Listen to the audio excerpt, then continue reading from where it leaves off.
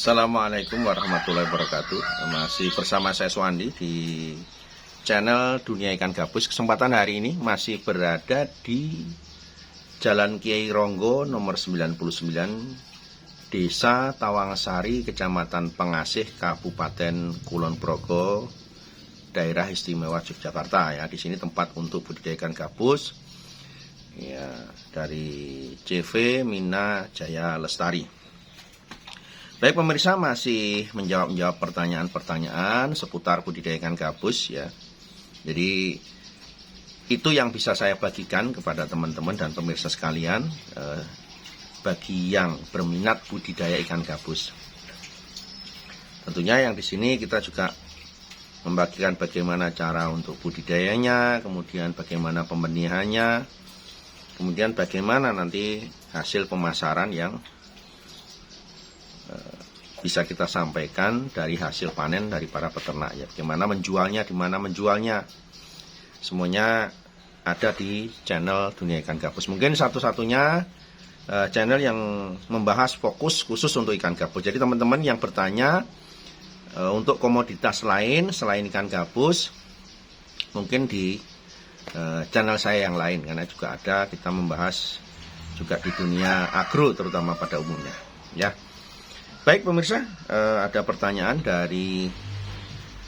yang pertama ini dari Bapak Supriyadi yang ada di Temanggung ya. Ini menanyakan tentang kemitraan ya. Bagaimana Pak syarat untuk kemitraan pembenihan ikan gabus? Apakah saya bisa mengambil kemitraan untuk pembenihan dan pembesaran sekaligus bersama-sama, Pak? Mohon jawaban dari Pak Suwandi. Jadi kalau program kemitraan untuk pembibitan atau pembenihan atau pembesaran yang ada di sini, memang bagi pemirsa sekalian atau teman-teman yang mau bergabung kepada kami, memang harus memilih salah satu. Jadi tidak bisa kok, Pak, saya mau ikut pembesaran sekaligus pembenihan. Memang kita tidak bisa ya, dari sini, dari perusahaan tidak mengizinkan. Jadi tetap harus memilih salah satu saja. Jadi kalau memang arahnya ke pembenihan, ya tentunya fokus saja di pembenihan. Tapi kalau arahnya mau ke pembesaran, ya tentu arahnya ke pembesaran. Kenapa? Kita berusaha untuk mengatur semua dari peternak ini agar punya keahlian masing-masing dan punya jatah masing-masing. Kalau ini kita tidak batasi, nanti komoditas produk ini akan kacau. Contoh, kalau semua orang produksi bahan baku satu bidang komoditas, ya orang tanam cabai semua kan. Ya, kemudian yang nampung siapa? Yang beli siapa? Ya, kalau dimonopoli oleh satu orang saja, kemudian harganya hancur-hancuran kan. Ya, semua orang lele, pembesaran lele semua, ya kan? Tidak ada yang pembibitan, tidak ada yang pemasaran, tidak ada yang nampung. Akhirnya apa? Kacau semua. Ya. Bahkan ada yang mengambil keputusan untuk aku yang bibit aku juga pembesaran, aku juga nampung. Kacau juga pasti itu. Nah, di sini di dunia ikan gabus ini memang kita berusaha untuk mencoba meminimalisir tingkat ya booming ya, ataupun nanti produk ini nggak laku dijual. Dan kita sudah berusaha untuk mengaturnya selama 15 tahun. Jadi pembibitan fokus dengan bikin bibit gabusnya, yang pembesaran juga pembesaran ya, dan yang pemasaran juga nanti ada sendiri. Jadi Bapak memilih salah satu, Pak, di sini. Kalau pembibitan Bapak khusus kemitraan pembenihan. Kemitraan pembenihan Bapak membantu kita memproduksi benihnya disuplai ke kita, dan tidak boleh Bapak jual keluar. Tidak boleh jual keluar, induknya beli dari sini, kemudian benihnya ya dihasilkan sesuai dengan spek sini, benihnya kembali ke sini. Tidak boleh dijual keluar walaupun hanya 1 ekor. Sebaliknya kalau yang pembesaran Bapak cuma membesarkan saja, membeli benih dari sini, kemudian dibesarkan, hasil besarnya sesuai dengan spek dari sini, panennya jual lagi ke sini. Kami selaku pengepul, kita mengepul ikannya, kita olah sendiri, keluar sudah jadi bahan jadi.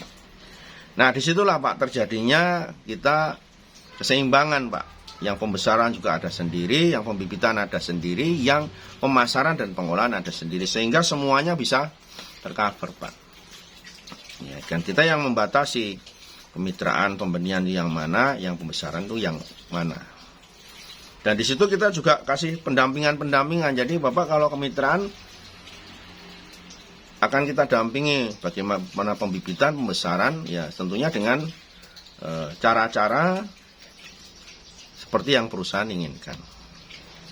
Ya seperti itu Pak ya. Jadi Bapak harus memilih salah satu, mau pembibitan boleh ataupun mau pembesaran boleh. Tidak boleh semuanya Pak. Jadi kalau pembesaran ya pembesaran sendiri. Kalau misalkan pembesaran Bapak misalkan satu keluarga mau pembesaran ada pembibitannya boleh, tapi beda nama. Misalkan bapaknya main di pembibitan gitu kan, kemudian nanti anaknya ini main di pembesaran, tidak apa-apa. Tapi tetap anaknya ini pembesaran, bibitnya tidak boleh dari situ, belinya dari sini. Karena semua benih dari produksi bapaknya ini semuanya suplainya ke kita, tidak boleh dijual ke luar. Ya, jadi dia anaknya pembesaran pun tetap benihnya ngambil dari perusahaan, dari CV Mina Jaya Lestari. Seperti itu Pak ya. Jadi pilihan yang kemitraan atau pembesaran harus memilih salah satu. Baik, berikutnya pertanyaan dari Bapak Gandung ya, Bapak Gandung yang ada di Sleman, Yogyakarta. Ya, ini menanyakan tentang media untuk pembesaran. Jadi media pembesaran yang saya gunakan adalah menggunakan bekas water torrent ya, bekas tampungan air. Apakah itu maksimal Pak untuk pembesaran ikan gabus ya? Baik Pak Gandung yang ada di Sleman, Yogyakarta. Kalau bicara pembesaran itu ya kalau bisa memang lahannya lebih luas lah Pak ya. Lebih luas, agak lebih luas, lebih lebar lagi Pak ya, lebih lebar lagi. Kalau hanya water torrent untuk pembesaran bisa saja Pak, tapi saya pikir kurang luas Pak ya. Dan juga hanya paling diameter berapa tuh Pak, itu 1 meter ya kalau nggak salah, 85 cm ya. Jadi harus agak lebih diluaskan, lebih baik ukuran yang pendek tapi melebar Pak. Jangan 1 kali 2 gitu ya, atau 2 kali 3 gitu. Kalau water torrent bisa saja kalau hanya sekedar untuk hobi nggak masalah, tapi kalau bicara untuk diambil sisi bisnisnya untuk pembesaran dijual lagi mungkin sangat terbatas sekali jumlahnya Pak. Baik, berikutnya pertanyaan dari Bapak Ferry ya, Bapak Ferry yang ada di Subang ya, Subang, Jawa Barat ya. Bagaimana Pak memotivasi diri kita agar kita tetap semangat membudidayakan ikan gabus? Mengingat saya sudah putus asa sekali karena saya berusaha berkali-kali mengambil bibit dari alam tetapi tidak pernah hidup Pak. Sudah hampir lebih dari 4 kali saya mengambil benih dari alam, tetapi setiap saya bawa pulang saya taruh di kolam kok mati terus sampai habis. Dan sekarang saya mohon petunjuk dan pencerahan dari Pak Suwandi agar saya lebih termotivasi lagi untuk membudidayakan ikan gabus ya. Jadi untuk Pak Ferry ya gimana ya, kalau memang kita niatnya mau budidaya, jadi kembali lagi kita niatnya mau apa. Kalau namanya budidaya itu berarti awal semuanya juga harus dari budidaya. Kalau menangkap dari alam dibawa pulang itu bukan budidaya namanya. Ya, jadi kalau memang mau niatnya budidaya, yang membeli benih dari hasil budidaya dibesarkan ya. Nah tentunya di situ dari tempat menjual benih itu kita kan bisa bertanya, kita bisa sharing, kita bisa melakukan mengadukan permasalahan-permasalahan kita seputar budidaya yang kita lakukan.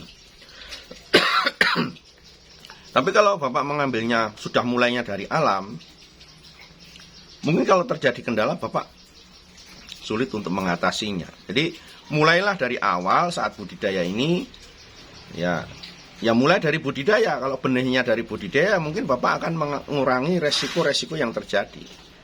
Ya misalkan Bapak mengambil benih dari sini, jelas kita kan budidaya. Permasalahan seputar budidaya Bapak bisa dapatkan solusinya. Ya misalkan ada ikannya kena ini, sakit kena ini, nggak mau makan begini kan. Saya tahu kronologis benih itu seperti apa, karena saya yang membuat.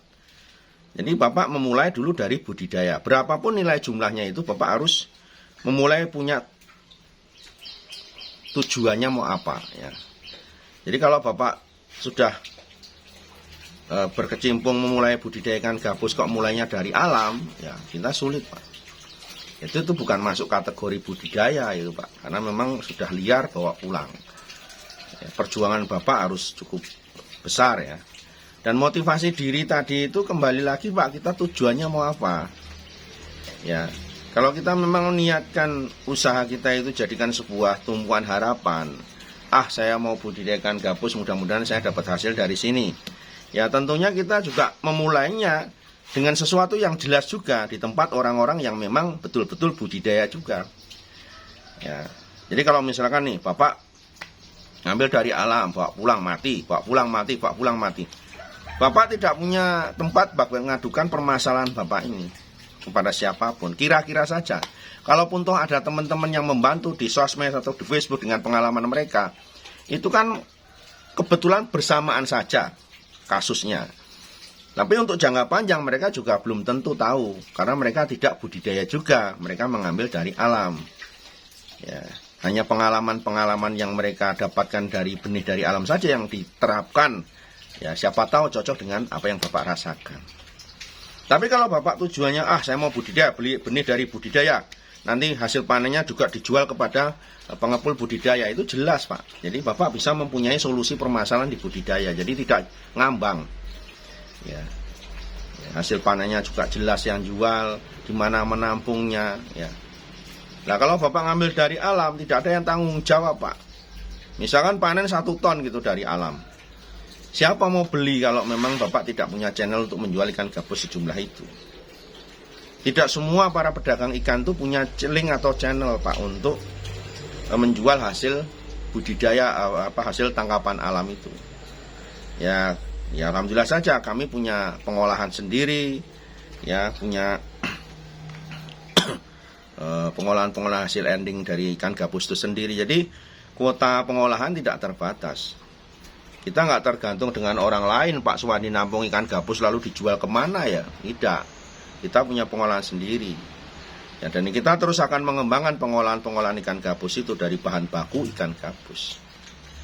Ya, baik Pak ya, mudah-mudahan nanti menjadikan sebuah pencerahan. Lebih semangat itu kalau kita memang niatnya budidaya. Dari awal dulu niatnya budidaya, ya pasti kita akan mendapatkan hasil sesuai harapan. Ya. Oke Pak ya, sukses terus Pak Ferry, mudah-mudahan tetap semangat. Ya, kalau mati-mati itu resikonya bisa diatasi Pak. Ya. Oke, sukses untuk teman-teman semua, tetap ikuti channel Dunia Ikan Gabus. Jangan kemana-mana, ya kita akan terus berbagi kepada siapapun yang mau serius budidaya ikan gabus. Dengan harapan, dengan adanya channel Dunia Ikan Gabus ini banyak bisa meningkatkan taraf ekonomi para pembudidaya, ya terutama khususnya ikan gabus. Jadi yang bisa kemarin nganggur bisa ternak ikan gabus, kemudian dari situ panen mendapatkan hasil. Kalau yang kemitraan dari hasil benih bisa mendapatkan keuntungan bulanan rutin. Nah, di sini harapan kita seperti itu. Dan channel ini ya berusaha untuk membantu permasalahan ataupun solusi-solusi yang bisa ya mendapatkan hasil nanti yang maksimal. Sukses. Assalamualaikum warahmatullahi wabarakatuh.